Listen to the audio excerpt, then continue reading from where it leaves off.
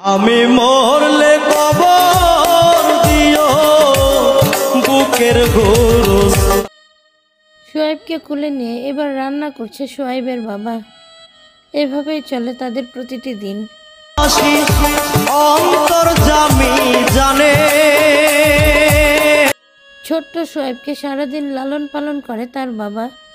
শোয়েবকে দেখার মতো কেউ নেই, তাই তো দেখা যাচ্ছে গরমের মধ্যে আগুনের সামনে বসে শোয়েবের জন্য রান্না করছে তার বাবা।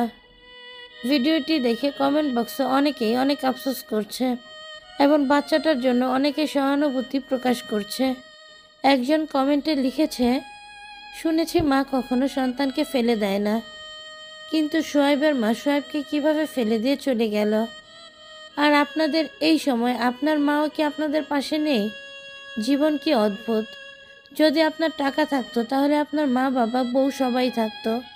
সোহেল ভাই নামের একজন কমেন্টে লিখেছেন, তোমার কষ্ট দেখে সত্যি খুব মায়া লাগে। আরেকজন কমেন্টে লিখেছে, আপনি এত কষ্ট করেন, আপনার মা বাবা ভাই বোন নেই? বাবুর কান্না দেখলে আমার খুব কষ্ট হয়। এরকম কথাও লিখে অনেকেই বলেছে, বাবুকে প্লিজ কান্না করাবেন না। আপনার শত কষ্ট হলে বাবুকে আপনি মা বাবার ভালোবাসা দিয়ে আগলে রাখবেন। প্রিয় ভিউয়ার্স, প্রতিটি ভিডিওতেই দেখা যায় শোয়েব একটা গেঞ্জি পরেই থাকে আর শোয়েবের বাবা একটা শার্ট পরেই থাকে।